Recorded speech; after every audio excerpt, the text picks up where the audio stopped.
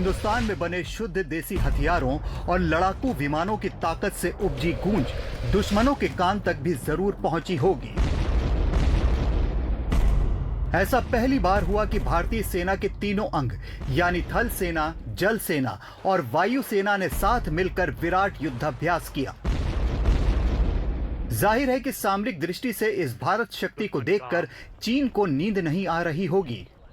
हमारी तोपों, टैंकों, लड़ाकू जहाजों, हेलीकॉप्टर, मिसाइल सिस्टम, ये जो गर्जना आप देख रहे हैं, यही तो भारत शक्ति है।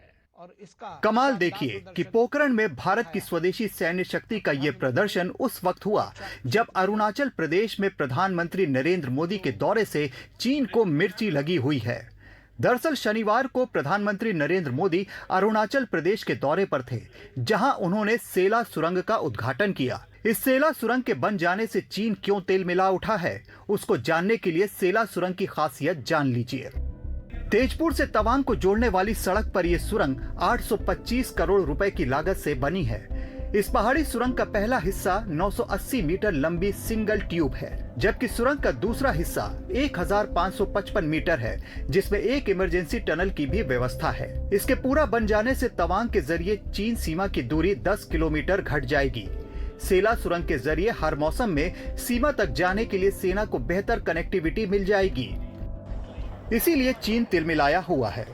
कहां तो वो सीमा पर अपने क्षेत्र में लगातार गांव बसा रहा था और कहां सोच रहा था कि वो भारत को रोक देगा, लेकिन बेहद कम समय में इस सुरंग के निर्माण ने चीन को चिंता में डाल दिया है।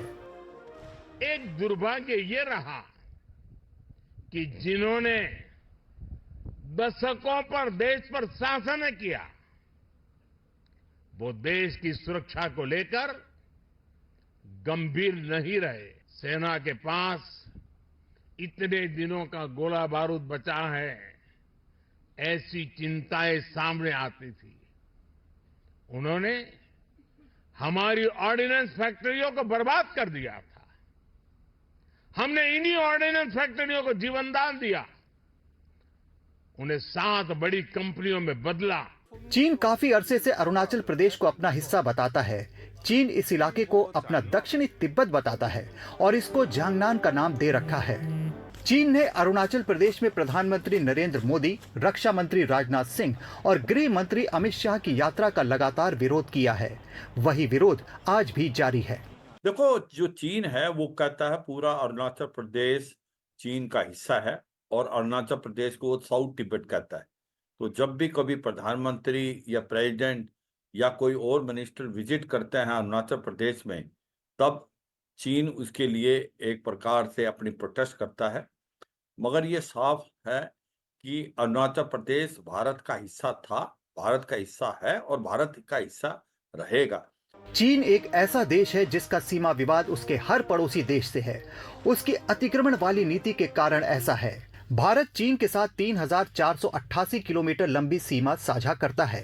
यह सीमा जम्मू कश्मीर, हिमाचल प्रदेश, उत्तराखंड, सिक्किम और अरुणाचल प्रदेश से होकर गुजरती है। जहां पश्चिम में चीन ने अक्साई चीन पर कब्जा कर रखा है, वहीं पूरब में अरुणाचल को लेकर वो अक्सर जबरदस्ती की बात करता है, लेकिन इस नए भारत में उसकी दाल अब गलती नहीं। देखो, सच्चाई है कि लास्ट 10 साल में जिस प्रकार से भारत ने अपना इंफ्रास्ट्रक्चर बढ़ाया है पूरे एलएसी में, लद्दाख से लेकर अरुणाचल प्रदेश, वो काबिले तारीफ है। ऐसे में जो चीन काफी घबराया हुआ है, चीन को ऐसा लगता है कि जो वो 50 साल आगे निकल गया था इंफ्रास्ट्रक्चर डेवलपमेंट में, अब वो कहीं ना कहीं पीछे रहने के तलाव पे आ गया है। चीन की इन हरकतों का जवाब भारत ने पहले ही दे दिया है। विदेश मंत्रालय के प्रवक्ता रणधीर जायसवाल ने अरुणाचल प्रदेश में पीएम मोदी के जाने पर चीन को लगी मिर्ची पर पानी फेर दिया। विदेश मंत्रालय ने साफ कहा कि अरुणाचल प्रदेश भारत का हिस्सा है और इसमें कहीं कोई अगर मगर नहीं है। पोखरण से राजीव रंजन के साथ एनडीटीवी इंडिया की रिपोर्ट।